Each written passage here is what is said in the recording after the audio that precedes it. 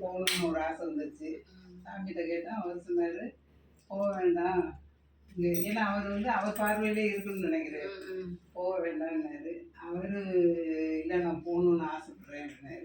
சரி போனீங்கன்னா ஊரெல்லாம் சுற்றி பார்க்க வேண்டாம், வந்துடுங்க அப்படின்னாரு. அவர் அவ்வளோ தூரம் போயிட்டு ஊரெல்லாம் பார்க்காம எப்படி இருக்குதுன்னு ஒரு 2-3 இடங்கள் போயிட்டு வந்துட்டார்.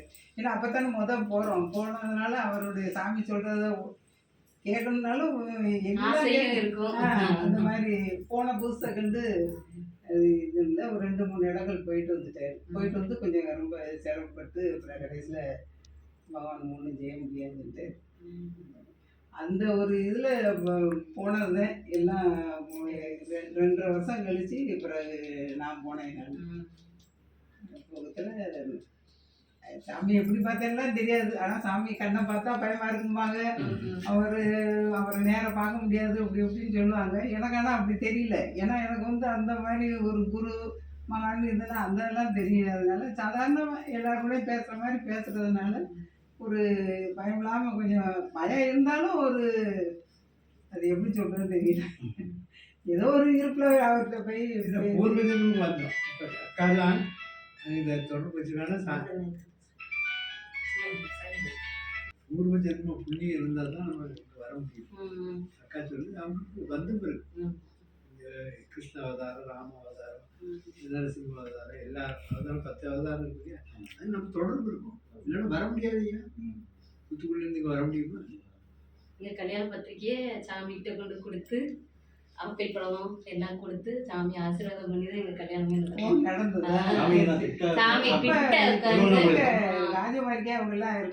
அவங்க பழைய ஆளுங்க பேச்சப்பம்மா, அந்த கைலாசம், அந்த மாமாலாம் சேர்ந்து அவங்க கூட அப்பா ரொம்ப அவங்க சாமி கிட்ட உட்காந்து ஆசீர்வாதம் வாங்கி பத்திரிக்கை அதுல பழம்லாம் வச்சு கொடுக்க, அதான் ஆப்பிள் பழம் எல்லாம் எடுத்து கொடுத்து எங்க கல்யாணம் முடிச்சது. அவங்க வந்து பொண்ணு பார்த்துட்டு போயிருக்காங்க. நைட்டே வந்து எங்க அம்மா அப்பா படுத்திருக்கீல இந்த பையன் தான் நடக்கும்னு சொல்லி சாமி வந்து சொல்லி அந்த மாப்பிள்ளை எனக்கு முடிஞ்சது. கனவுல நிறைய வர்றாரு. யாரை கேட்டதுக்கு அது திருவண்ணாமலையிலே போய் அதான் சாமி பேரதான் இவனுக்கும் சாமி பேரு தான் யோகிராம் சுரத்குமார் தான் முரளிராம்குமார்னு பேர் வச்சு.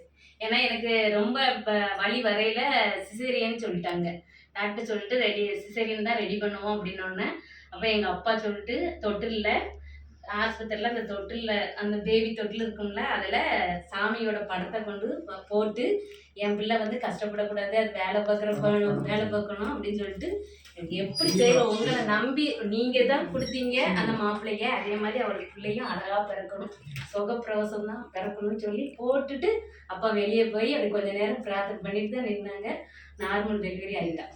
அதனால பேரும் அவனுக்கு அதுதான் முரளிராம்குமார்னு பேர் வச்சு அதுதான் வச்சிருக்கேன். அதான் இப்போ அவனுக்காக தான் இப்போ இப்போ வந்திருக்கேன் திருப்பி. அவன் எம்ஏ முடிச்சிருக்கான். இப்போ பிரமிழில் இப்போ படிச்சுக்கிட்டு இருக்கான். எங்கேயாவது வேலை கிடச்சிரும். வயசு 28 முடிஞ்சு நடந்துகிட்டு இருக்கு. அது மேரேஜும் வைக்கணும்.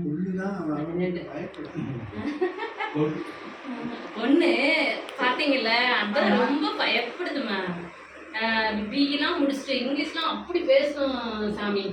அவ்வளோ ஒரு டேலண்ட், நல்ல டேலண்ட்.